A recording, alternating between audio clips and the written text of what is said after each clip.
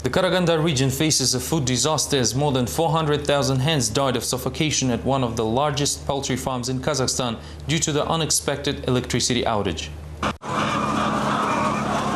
More than 400,000 hens died in the matter of several hours at a poultry factory in the Karaganda region. The death was quick, recall the employees of the company Kurma. On Thursday, the enterprise experienced a loss of electricity which affected the ventilation system. Only half an hour later, birds started to suffocate.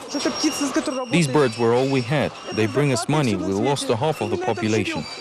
With the output of 360,000 eggs per day, the enterprise supplied the entire Karaganda region. The current loss is estimated at $4 million, says the management of the company. The power was cut for only 3 hours and now 3 years are needed to restore the production. We lost the factory. It was a very irresponsible act to cut the power for a facility like this. It is a crime. You should take all the responsibility for the incident. The factory's management intends to sue the energy supplier Energostroy Company 21. In response, the firm's representatives say they are only mediators and all the blame should be taken by the local monopolist Kazakhstan. There were no emergencies or maintenance work at the time, hence there was no shutdown on our part. So far, Kazakhstan provides no comment on the incident. It was revealed that in addition to the factory, 3 other areas of the region ended up without the electricity. Meanwhile, social tension in the Almaty suburbs reached its peak on June 11th. The unlicensed developers who attempted to illegally occupy 30 hectares of land on the city border almost attacked a representative of the landowner.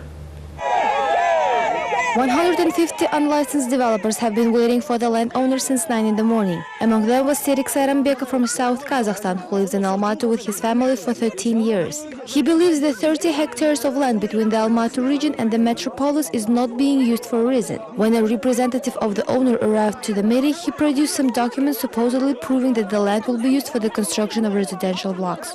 Sayranbekov and others suspected the documents were fake and the representative had to flee the scene. I think we're doing the right thing because there is no other way to obtain the land. I have no other choices. I do not have enough money to buy a house. That is why we decided to take the land. 20 minutes later, the head of the Raimbek Rural District arrived at the scene together with a prosecutor. The officials proposed to create a group of 5 people for the meeting with the head of the Karasai district. However, the people refused, demanding the latter to come to them. Meanwhile, a truck with sand appeared in the field, and after unloading, developers started digging foundations, ignoring the nearby police.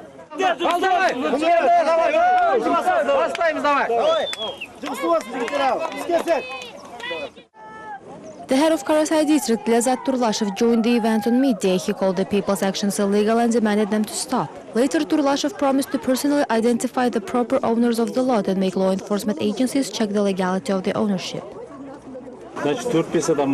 You should set up a 5-member committee, compile a list and bring it to me. Then we can calmly resolve this issue. Interestingly, people obeyed the official and stopped the land works, although promising to return if the legality of the owner will appear to be questionable. Law enforcement agents accuse oppositionist Aido Sadikov of hooliganism. The activist claims the case against him was fabricated, but he could still receive a sentence of as much as 2 years in prison. After several interrogations conducted by the October police, regional politician Aido Sadikov said that the investigation has a clear accusatory nature. According to Sadikov, he saw the chief investigator of the Internal Affairs Department, Evgeny Godlevsky, asking a witness to sign a preferred confrontation protocol and instructing the victim what testimonies he should produce. They interrogate me every day and conduct numerous investigative actions, even though the case is considered to be not grave. Representatives of the DIA say that activities in question will prove Sadikov's hooliganism charges. According to the law enforcement officers, the visible bruises of the politician's body were apparently inflicted by Sadikov himself. Also, the case was transferred from the Zavodsk Internal Affairs Department to the regional authorities. The criminal case has been transferred to the October Regional Internal Affairs Department due to the overload of the territorial office. The former branch head of the party Azad was arrested on May 27th. Supposedly, he attacked a passerby and inflicted some minor damage. The activist claimed that this was a provocation of the National Security Committee, and in fact, he was beaten by 3 police officers who later attempted to plant a stolen cell phone in his pocket. Now, the investigator said that the case will not be resolved anytime soon, as the result of the blood analysis and psychological examination will be ready only by the end of June. Cabinet members, parliamentarians and representatives of the ruling party discussed the achievements of the roadmap project on Friday. The Vice Prime Minister said the country could end up in a deep and protracted recession if the implementation of the roadmap will not be taken seriously.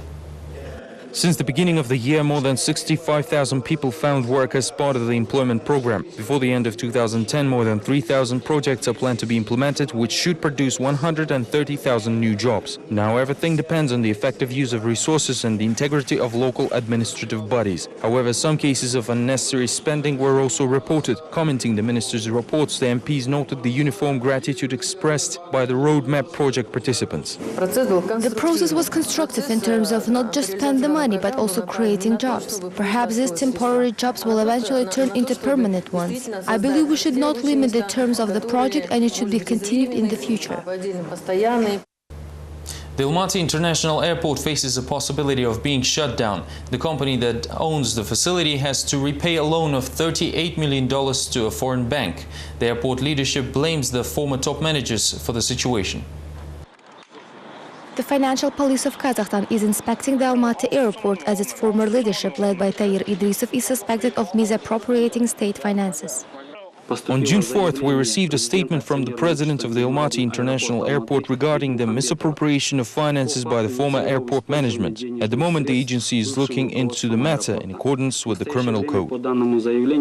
Aybulbek Mukhambetov assumed the position of the airport's president in December 2009. According to his deputy, the vice president of security Nurlan Jumasultanov, almost immediately the new leadership stumbled upon the extensive debts left by the previous management. Tayyar Idrisov's team transferred the money received for fuel to the accounts of affiliated companies. If the law enforcement agencies and financial police will conduct an investigation based on our statements, we will definitely attempt to bring the finances back to Kazakhstan in accordance with the law. It was also revealed that the airport was mortgaged to the Amsterdam Trade Bank, which issued a $33 million loan back in 2007, and the credit was never repaid. Currently, the total amount of debt, including the penalty, is more than $38 million. Previously, ATB said it can seize the property of the airport for its debts on the loan. The present leadership says it will not let this happen, as the enterprise has already negotiated the debt restructuring with the bank. On Friday, Transportation Prosecutor's Office held a meeting with representatives of small private aviation companies talking about numerous minor violations. Company owners, however, took this primarily as a threat to their business rather than a talk about security matters. One of the key prosecutors' complaints dealt with the lack of permits to use aircraft's parts and equipment, from engines to spares. The necessity to obtain said permits is specified in the decree signed in 2002. However, according to aviators, many parts that have nothing to do with the flight security also end up requiring permits. Representatives of the prosecutor's office believe otherwise, while businessmen suspect that the regulator might suspend the work of small airlines, which means that agriculture works might be stopped, as the majority of claims are directed at owners of chemical aviation. If everything will be done according to the regulation, our work will stop, as we would need a whole month to acquire a permission from a committee just to buy some spare parts. These were all the latest updates from Kazakhstan. Have a good weekend. Goodbye.